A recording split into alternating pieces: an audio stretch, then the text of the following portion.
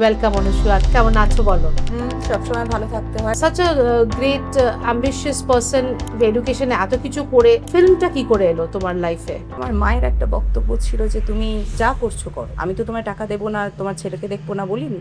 পড়াশুনো করতে হবে, এডুকেশনাল ব্যাকগ্রাউন্ডটা আমাদের এরকমই। আমরা মাস্টার্স ছাড়া আমাদের বাড়িতে কেউ নেই, তো মিনিমাম এটা তোমার কোয়ালিফিকেশন থাকতে হবে। আমি মাকে বলেছিলাম ঠিক আছে, পড়াশুনোও একসাথে করেছি, কাজও একসাথে করেছি।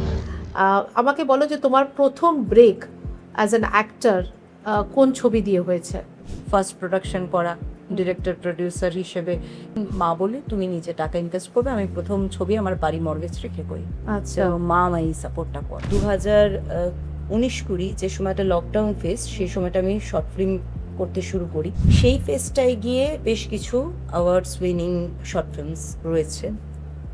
সেই সময় সাইমultaneously 7-8টা শর্ট ফিল্ম টোটাল পরপর বাহ, প্রচুর অ্যাওয়ার্ড পেয়েছিল। Very good. প্রথমের দিকে যখন আমাদের একটা রকমের গভর্নমেন্ট ছিল, তখন তোমার কি মনে হয়েছে? What was the advantage and disadvantage? এখন কি মনে হচ্ছে? কিছু মানুষ থাকে যারা পলিটিক্সটাকে একদম। নিজের হাতিয়ার বানায়। এখন অ্যাট প্রেজেন্ট যে গভর্নমেন্ট এসেছেন, তারা এটা না করে, যে তারা তাদের গভর্নমেন্টকে হাতিয়ার করে প্রেশার তৈরি না করে, একদম একদম খোলা একটা অ্যাটমসফিয়ার দিন, যে অ্যাটমসফিয়ারে আমরা শিল্পীরা স্বাধীনভাবে কাজ করতে পারি।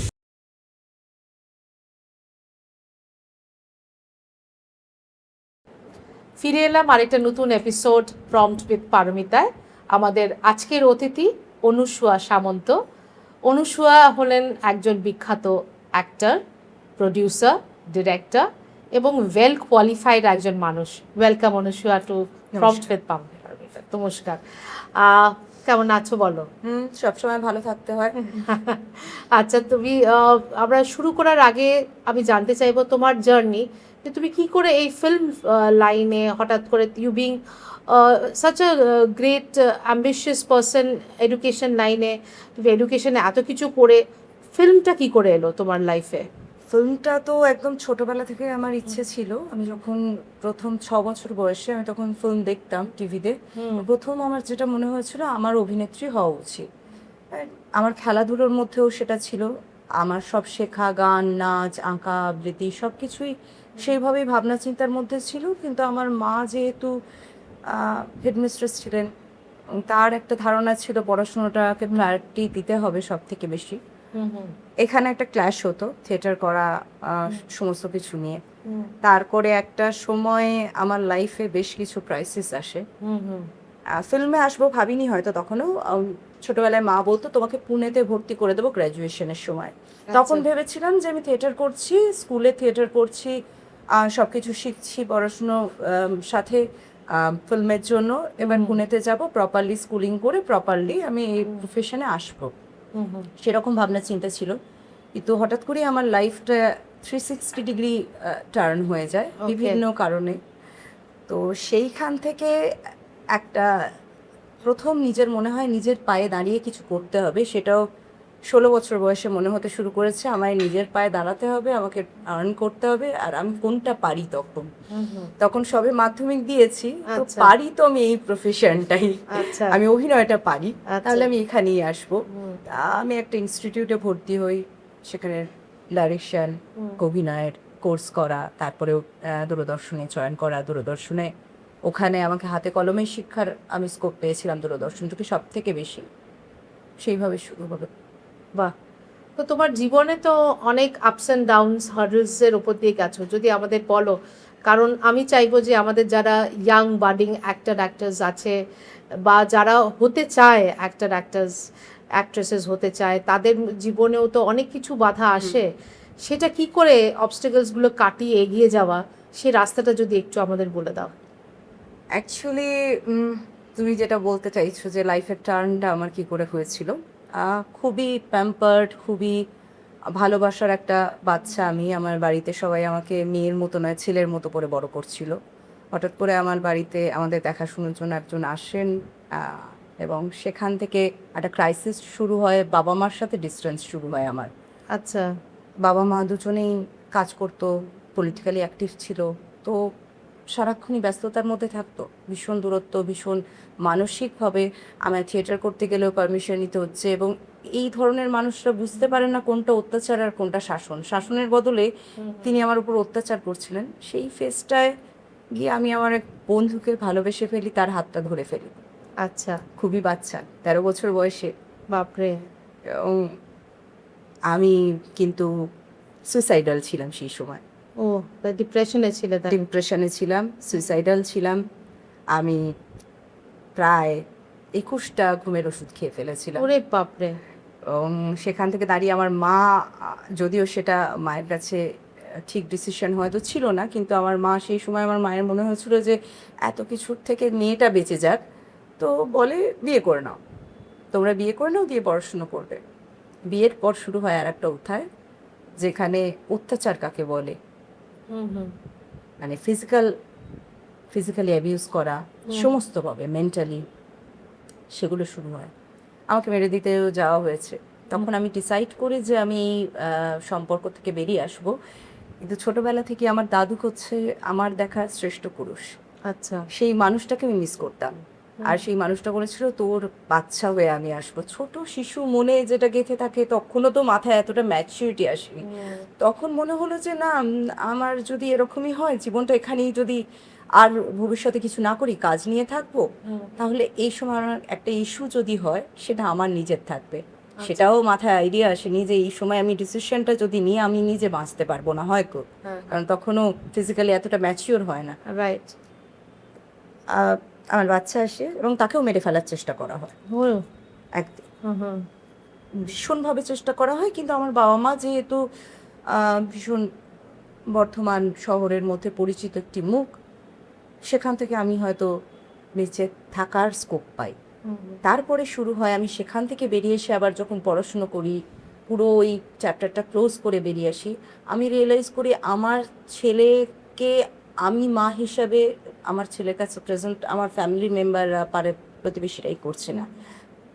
দেখছি আমার বাবা মাকেই বেশি করছে, কারণ আমার বাবা মা প্রোভাইডার ওদের জন্য, আমারও আমার ছেলেরও। তখন আমার ডিসিশনের মাথায় আসলো যে আমাকে কাজ করতে হবে, এই ছোট বয়সেই আমায় কাজ করতে হবে ছেলের জন্য। আমি তার মা, এটুকু প্রুভ করতে হবে। আর তার সাথে আমার মায়ের একটা বক্তব্য ছিল যে তুমি যা করছো করো, আমি তো তোমায় টাকা দেবো না, তোমার ছেলেকে দেখবো না বলিনি, পড়াশুনো করতে হবে। আমরা এডুকেশনাল ব্যাকগ্রাউন্ডটা আমাদের এরকমই, আমরা মাস্টার্স ছাড়া আমাদের বাড়িতে কেউ নেই, তো মিনিমাম এটা তোমার কোয়ালিফিকেশান থাকতে হবে। আমি মাকে বলেছিলাম ঠিক আছে, আমি অভিনয়, আমাকে তুমি এটা করতে দাও, আমার প্রফেশনটায় আমাকে যেতে দাও, আমি ডেফিনেটলি পড়াশুনোটাও সঙ্গে করবো। তো আমি পড়াশুনোও একসাথে করেছি, কাজও একসাথে করেছি। বাহ, মানে ভীষণই আমি বলবো এটা মোটিভেটিং আর ইন্সপায়ারিং একটা স্টোরি। ভালো লাগলো শুনে, মনটা জুড়িয়ে গেল যে তুমি যে জিতেছো এই লড়াইতে, সেটাই অনেক। আমাকে বলো যে তোমার প্রথম ব্রেক অ্যাজ অ্যান অ্যাক্টর কোন ছবি দিয়ে হয়েছে? ছবির প্রথম ব্রেক অ্যাক্টর হিসেবে আসলে সাইমultaneously তখন ছবি করছিলাম, একসাথেই হয়েছে রক্ষক, হাঙ্গামা আর পুরোহিত দর্পণ, একসাথে 3টে সাইমultaneously কাজ করেছি আমি সেই ফেসে।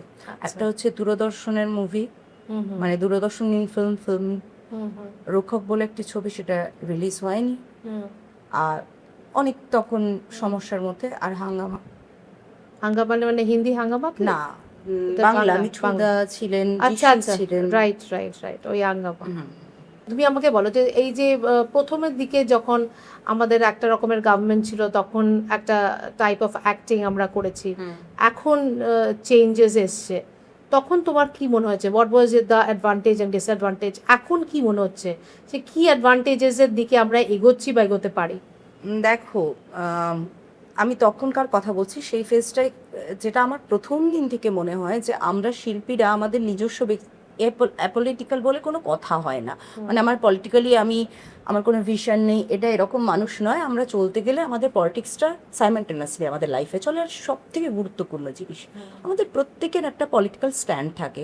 তা আমার মনে হয় শিল্পীদের ক্ষেত্রে, যেহেতু আমাদের মুখটা সেভ হয়, আমাদের কথা মানুষকে ইন্সপায়ার করে, তো আমরা বেসিক্যালি পলিটিক্যালি ভীষণ অ্যাক্টিভ জায়গাটা যদি দেখাতে থাকি, সেই জায়গাটা একটা ডিসঅ্যাডভান্টেজ তো থাকেই। আমাদের প্রফেশনে যেভাবে পলিটিক্স ঢুকে গিয়েছিল সেটা কখনোই কাম্য ছিল না। ডেফিনেটলি কিছু তো প্রেশার ছিলই পলিটিক্যাল, সেটা যারা আগের গভর্নমেন্ট ছিলেন তারা নিজেরাও হয়তো স্বীকার করবেন যে আমরাও এমন এমন মানুষকে, এটা আমি গভর্নমেন্টের দোষ দেবো না, কোনো পলিটিক্যাল পার্টির দোষ দেবো না, কিছু মানুষ থাকে যারা পলিটিক্সটাকে একদম। নিজের হাতিয়ার বানায়। এবার এখন আমার এটুকুই বক্তব্য যে এখন অ্যাট প্রেজেন্ট যে গভর্নমেন্ট এসেছেন তারা এটা না করুন, যে তারা তাদের গভর্নমেন্টকে হাতিয়ার করে প্রেশার তৈরি না করুন। একদম একদম খোলা একটা অ্যাটমসফিয়ার দিন, যে অ্যাটমসফিয়ারে আমরা শিল্পীরা স্বাধীনভাবে কাজ করতে পারি। দেখো এই যে রুলস অ্যান্ড রেগুলেশন যা যা ছিল, তুমি নিশ্চয়ই জানো পৃথিবীতে এমন ওয়ার্ল্ড ফেমাস অনেক ফিল্ম আছে যে ফিল্মগুলো কিন্তু খুব কম ক্রাউড, খুব কম বাজেট, খুব কম কাস্ট অ্যান্ড ক্রু, এই সমস্ত কিছু একটা স্বল্প এতে হয়েছে। হয়তো 5 জন টেকনিশিয়ান নিয়েও ফিল্ম হয়েছে যেগুলো বিগ বাজেট এবং ব্যবসা করেছে, বিগ বাজেট ব্যবসা করেছে, মানে প্রচুর ব্যবসা করেছে এবং সারা জীবন হিস্ট্রি মেকিং। তো আমার কাছে কথা হচ্ছে যে একটা ক্রিয়েটিভিটি, তুমি ধরো একটা পেন্টিং করছো, তুমি পেন্টিংটা করার সময় কি তার দামটা ঠিক করে ফেলতে পারো? Certainly not. তোমাকে যদি পেন্টিং করার সময় বলা হয় যে তোমাকে দিয়ে দেওয়া হবে এই রং, এই তুলি, এইটুকু, এইটার দাম এবং তার ভ্যালুটা এইটা হবে, তুমি ক্রিয়েটিভিটি শিল্পের ভ্যালু তৈরি করতে পারো না। কিন্তু হ্যাঁ, আমাদের প্রফেশনে যেটা সত্যজিৎ রেও বলতেন, আমরা পুরোপুরি শিল্পী, আমরা কিন্তু শিল্পীর সাথে একটা প্রফেশনালি একটা জগৎ আছে আমাদের, যেখানে অনেকগুলো মানুষ থাকে। একটা যখন প্রোডাকশন তৈরি হয়, অনেকগুলো মানুষের রুজি শুধু নির্ভর করে না, তারা কিন্তু পুরো প্রসিডিওরটার মধ্যে তারা থাকে, তাদের রুটি সব কিছু। অ্যাকচুয়ালি এটা সায়েন্সও করি, সায়েন্স, লাইট, এই সব কিছু টেকনিক্যালি সাপোর্টের দরকার হয়। এই মানুষগুলোর কর্মসংস্থান অবশ্যই দরকার আছে, অবশ্যই এরা কাজ করুক, কিন্তু চাপিয়ে দেওয়া কাজ করুক না। যদি কেউ একটা মেকিং করে ফেলতে পারলো 3টে টেকনিশিয়ান দিয়ে, সেটা তার ক্রেডিট। একদম। কারণ আমরা তাকে তো, যখন আমরা মার্কেটে, এমন নয় যে আমরা 10 টাকার জিনিস করলে তুমি 15 টাকার জিনিস পাবেই, এর শিওরিটি আছে, কারণ তখন তোমার ক্রিয়েটিভিটিটা জাজ হচ্ছে। যখন ক্রিয়েটিভিটিটা জাজ করা হবে, তাহলে তো এটাও স্বাধীনতা থাকা উচিত। একদম ঠিক কথা। আচ্ছা, যখন তোমার কাছে একটা স্ক্রিপ্ট আসে এবং সেই স্ক্রিপ্টে তো একটা ক্যারেক্টার থাকে, সেই স্ক্রিপ্টটাকে নিয়ে তুমি কি করো, কি করে সেই ক্যারেক্টারের ভিতরে ঢোকো, সেটা যদি আমাদেরকে বলো বা আমাদের ভিউয়ার্সদের বলো, যে আমরা সেই স্ক্রিপ্টার ক্যারেক্টার, ফর এক্সাম্পল তোমাকে একটা ক্যারেক্টার দেওয়া হলো যে তুমি একটা গ্রামের বধূ, তুমি শহরে থাকা গ্রামের বধূ, নিজেকে কি করে তুমি সেইভাবে সেই জায়গায় বসাবে, সেটা যদি তুমি আমাদের একটু বলো, সেভাবে how do you picturise yourself? দেখো, প্রথমত আমি যে কোনো স্ক্রিপ্ট পেলে, প্রথমত আমার গল্প স্ক্রিপ্ট পছন্দ হতে হবে, ক্যারেক্টার পছন্দ হতে হবে, তবে আমি করব। এটুকু আমি মানে মোটামুটি মেনটেন করি এখনো পর্যন্ত, পারছি ঈশ্বরের আশীর্বাদে। সবাই পারে না পরিস্থিতি, এখন পারছি। এবার আমার স্ক্রিপ্টটা প্রথমত আমি 3 থেকে 4 বার স্ক্রিপ্টটা পড়ব, কারণ অভিনয়টা শুধু তোমার ক্যারেক্টার নয়, তোমার ক্যারেক্টারটা কিভাবে জার্নি করলো, সহশিল্পী বা সহ ক্যারেক্টারটা তার সাথে কিভাবে রিয়াক্ট করলো, সেই রিয়াকশানে কি করে হলো। প্রত্যেকটা মানুষের একটা ব্যক্তিগত ব্যক্তিত্ব থাকে, সেই ব্যক্তিত্বটা কিন্তু স্ক্রিপ্টের মধ্যেই থাকে। এটা তো খুব বাস্তব কথা, আমরা শিল্পীরা অবজার্ভ করি যে এই ক্যারেক্টারগুলো কোথায় দেখেছি, হয় কোনো ফিল্মের রেফারেন্স নিই, না হলে সেই সোসাইটির রেফারেন্স নিই, সেগুলো খুব বাস্তব কথা। কিন্তু স্ক্রিপ্টের মধ্যে যে জিনিসটা থাকে সব থেকে ইম্পর্ট্যান্ট, যেটা আমি লিখি বলে আমি বুঝতে পারি, স্ক্রিপ্টের মধ্যে একটা জিনিস থাকে, ওই মানুষটার ব্যক্তিত্ব কেমন, আর সেটা স্ক্রিপ্টেই ইন্টারাকশনের মধ্যে সিকোয়েন্সে সে কি রিয়াকশন দিচ্ছে। ধরো তুমি একটা কথা আমাকে বললে, আমি যে রিয়াকশনটা দেবো, আরেকজনকে বললে সে সেম রিয়াকশনটা দেবে না। শিওর। সেখানে সেই মানুষটা নিজস্ব একটা ব্যক্তিত্ব হয়, যেটা সবার আগে তৈরি করা দরকার। আমরা শুধু ওপরে ওপরে সেই ক্যারেক্টারটা কেমন বিহেভ করবে, কেমন ম্যানারিজম থাকবে, কেমন থাকবে, সেটার উপর ফোকাস করি। তো এই ব্যক্তিত্বটা কোথাও আমরা ভাবার চেষ্টা করি না। আমি চেষ্টা করি, আমি এই জন্য ছবিটা হয়তো বেশি করি, সময় পাওয়া যায় স্ক্রিপ্টের ওপর, অনেক দিন ধরে সময় পাওয়া যায়, ক্যারেক্টারে ইনভলভ করতে সময় পাওয়া যায়, ওর ব্যক্তিত্বটাকে ধরার।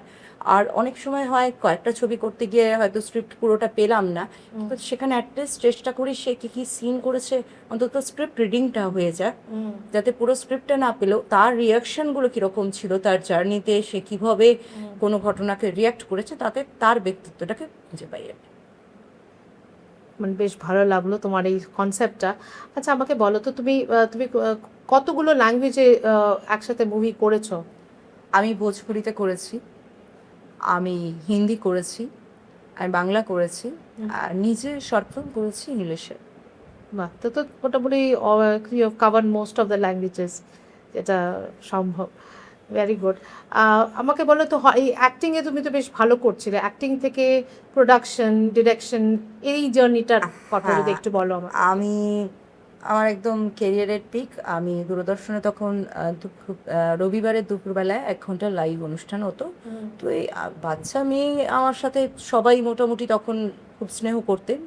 যিনি ছিলেন ওই প্রোগ্রামটার প্রডিউসার, তিনি আমাকে জিজ্ঞাসা করছিলেন, তুই লাইফে কি করবি ভাবছিস? আমি এরকম এরকম আছে, পরে আমি ডিরেকশন করব, আমি লেখালেখি করি, তো আমি লিখবো, এইসব আমার ভাবনা আছে। আচ্ছা, ভাবনা আছে, করে ফেল না। মানে আমি টু আর্লি বললো না, এটার ভাবনা যখন আছে, তুই কি মনে করছিস তুই আজকে যা শিখেছিস আর অভিনয় জগতে আর কালকে শিখবি না? এটা মানে এর থেকে বেটারমেন্ট কিছু শেখার নেই, এখানে শেষ হয়ে গেছে। সেটা বলছে না, আরও শিখতে হবে, যেদিন শেখা বন্ধ সেদিনই কাজ করা বন্ধ। তখন আমাকে বললেন, তাহলে তোকে তো ডিরেকশনের ক্ষেত্রেও তুই মনে করছিস যে তুই এখনও কিছু শিখবি, তুই যেদিন ডিরেকশন প্রথম দিবি সেদিন যতটা জানবি, তার পরের দিন আরেকটু শিখবি, আরেকটু শিখবি, তোর একটা স্কোপ আছে, তুই ইয়াংগেস্ট ডিরেক্টর হতে পারিস, সেটাকে কেন নষ্ট কর?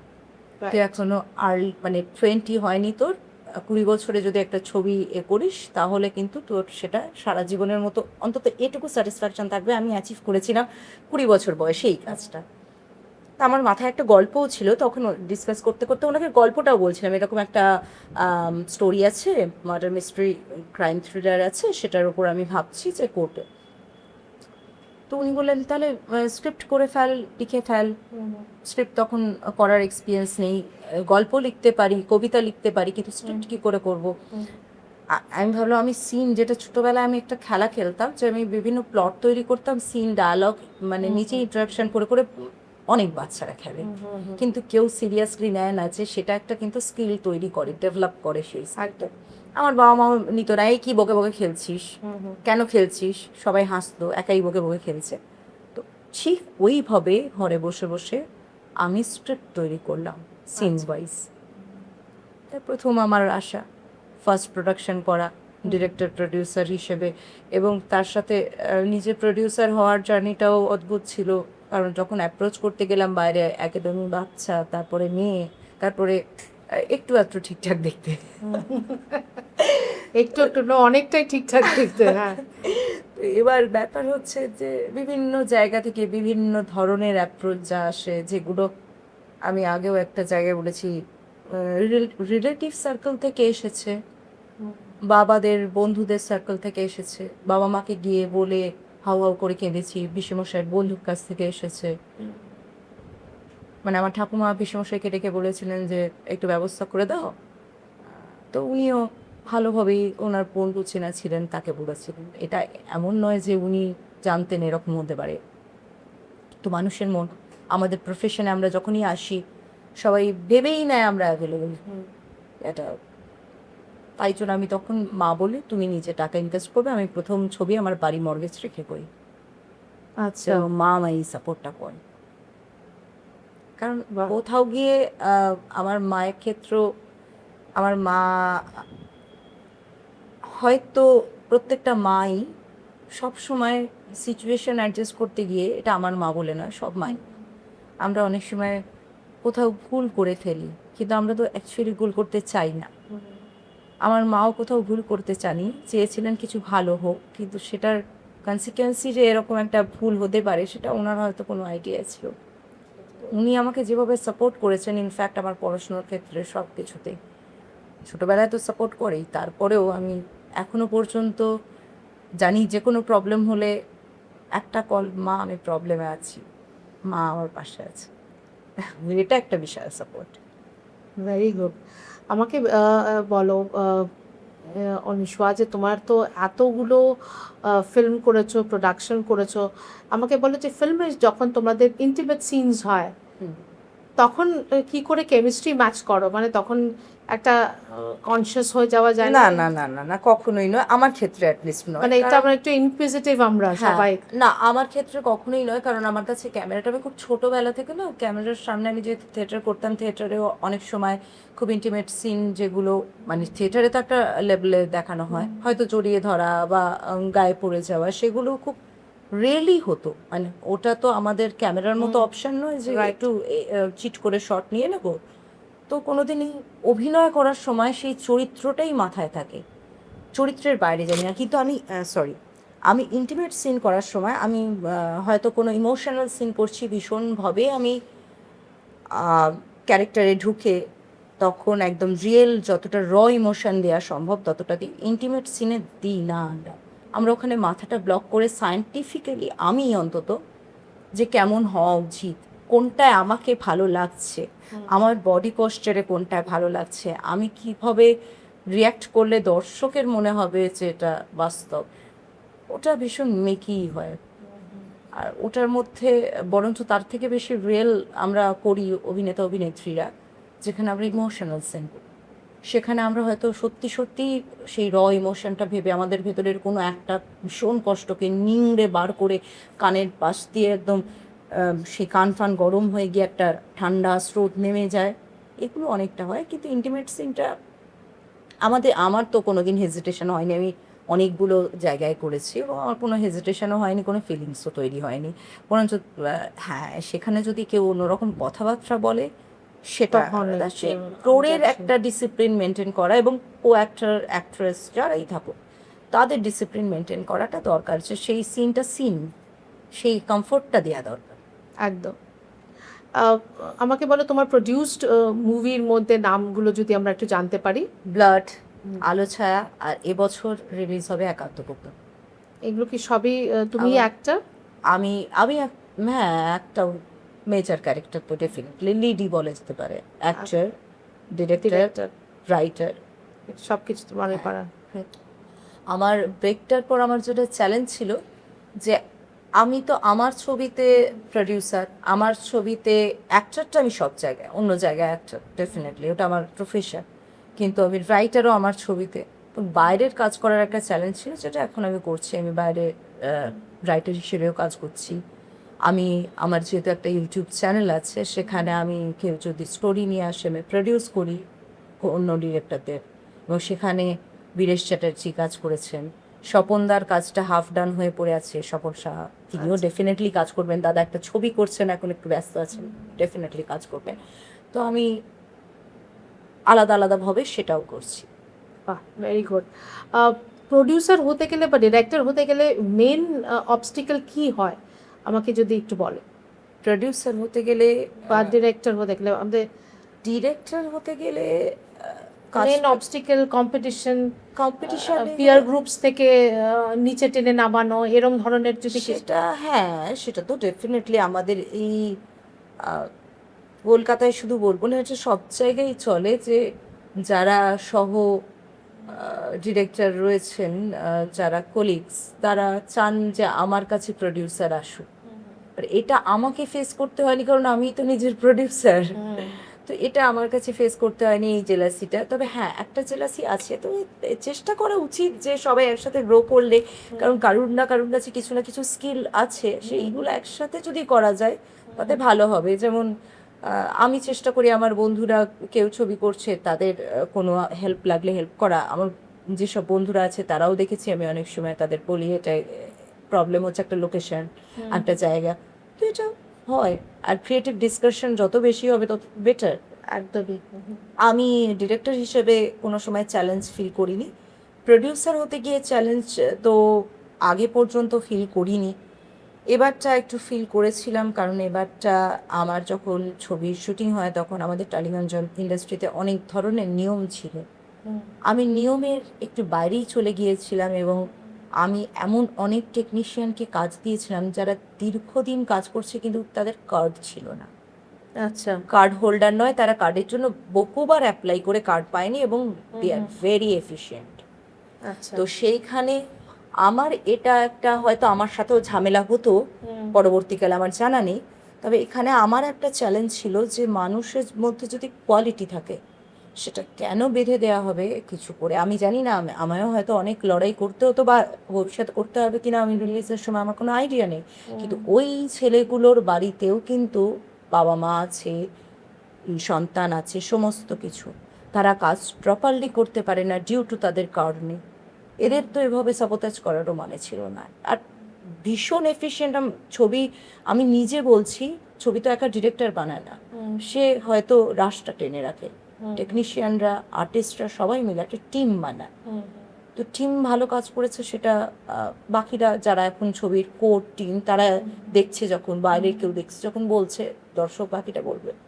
তোমার অ্যাওয়ার্ডস পাওয়া as an actor, as a producer, director, কিছু মুভিজের নাম যদি একটু আমাদের সঙ্গে শেয়ার আলো করো। ছায়ার কিছু অ্যাওয়ার্ডস, আলো ছায়া স্ক্রিনিং হয়েছিল, অ্যাওয়ার্ডস পায়নি, কিন্তু 2019-20 যে সময়টা লকডাউন ফেস, সেই সময়টা আমি শর্ট ফিল্ম করতে শুরু করি।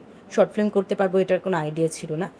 সেই ফেসটায় গিয়ে বেশ কিছু মানে অ্যাওয়ার্ডস উইনিং শর্ট ফিল্মস রয়েছে। তা লিসবন যেটায় অনেকগুলো ছবি ছিল সেখানে পেয়েছে। মালহার বলে একটা ফেস্টিভ্যাল হয়েছিল যেটা আমাদের মানে মুম্বাইয়ে হয়েছিল এবং এটা ইন্টারন্যাশনালি হয়েছিল, এখনও হচ্ছে। তো ওই ফেস্টিভ্যালটায় বেশ কিছু মুভি অ্যাওয়ার্ড পায়।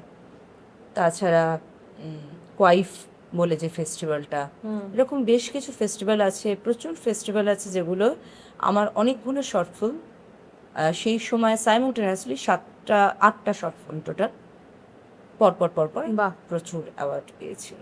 Very good.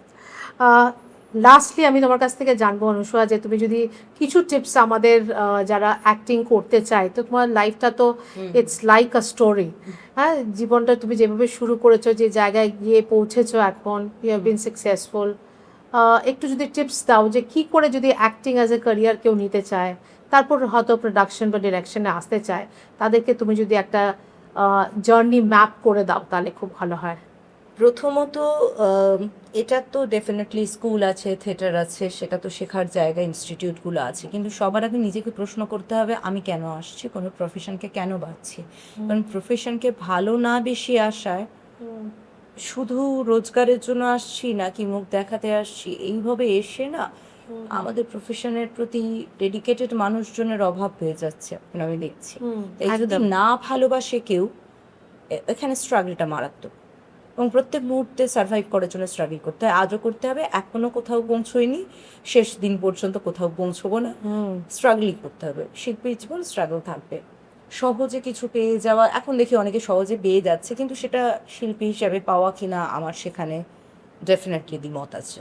তো আমি সিরিয়াসলি বলছি, শিল্পী হিসেবে পাওয়াটা অনেকটা টাফ। আগে প্রশ্ন করা উচিত আমি এটা করতে চাই কিনা, এই প্রফেশনে আসতে চাই কিনা, আমার এই স্ট্রাগল করার ডেডিকেশন আছে কিনা। আর শিল্পী হতে গেলে তাকে সৎ হওয়া উচিত এবং প্রতিবাদী ছাড়া শিল্পী হওয়া উচিত না। একদম ঠিক যে মানুষ মানে প্রতিবাদ করতে ভুলে গেছে, যে মানুষের মুখে কোনো প্রতিবাদ নেই, ইয়েস স্যার বলে, তাদের শিল্পী হওয়া উচিত নয়। এটা ঋত্বিক ঘটকের কথা, শিল্পী প্রতিবাদী হবে বাই নেচার। তো এগুলো যাদের মধ্যে আছে তারা যদি আসতে চান, তো ইনস্টিটিউট আছে, তারপর বিভিন্ন থিয়েটার আছে, অভিনেত্রী হিসেবে বা অভিনেতা হিসেবে কাজ করতে গেলে কিছু স্কিল শিখে রাখা ভালো, থিয়েটার করা উচিত, তার থেকে বেটার জায়গা থাকে না অভিনয় শেখার। আর শিক্ষিত হওয়া উচিত, হ্যাঁ, ভীষণভাবে। ভীষণভাবে। তার শুধু পুঁথিগতভাবে বলছি না, এমন অনেক অভিনেতা অভিনেত্রী আছে যারা হয়তো পড়াশুনো করেনি, নটি বিনোদিনীর কথাই বলি, এরকম অনেক পুরোনো দিনের অভিনেত্রী আছে যারা খুবই কম পড়াশুনো করেছেন, অথচ তারা পড়াশুনো এত করেছেন বিভিন্ন বই, বিভিন্ন সাবজেক্ট, যে তাদের দখল, তাদের নলেজ অনেক এডুকেটেড মানুষদের থেকে অনেক বেরিয়ে। ঠিক কথা। Thank you so much Anushka, thanks for coming. আপনারা প্লিজ এই চ্যানেলটাকে সাবস্ক্রাইব করবেন, শেয়ার করবেন, লাইক করবেন, কমেন্ট করবেন, আর জানাবেন এই এপিসোডটা কেমন লাগলো। আমিও বিশেষ করে তোমার দর্শকদের উদ্দেশ্যে বলবো, আমাকে প্রথম আসার পরও যেটা বললো যে এই চ্যানেলটার উদ্দেশ্য হচ্ছে মানুষকে মোটিভেট করা, মানুষকে আরও বেশিভাবে জীবনমুখী করে তোলা। আর সেই উদ্দেশ্যে আমি সারা জীবন চাইবো তোমার সাথে যুক্ত থাকি, তোমাদের এই প্রচেষ্টার সাথে যুক্ত থাকি, আরও অনেক ভালো কাজ করো। আর আপনারা অবশ্যই অবশ্যই কমেন্ট করে জানাবেন কেমন লাগছে, আদপেও ও মোটিভেট করতে পারছে নাকি। আর ভালো লাগলে লাইক করবেন, শেয়ার করবেন, সাবস্ক্রাইব করে রাখবেন। Thank you. Thank you so much.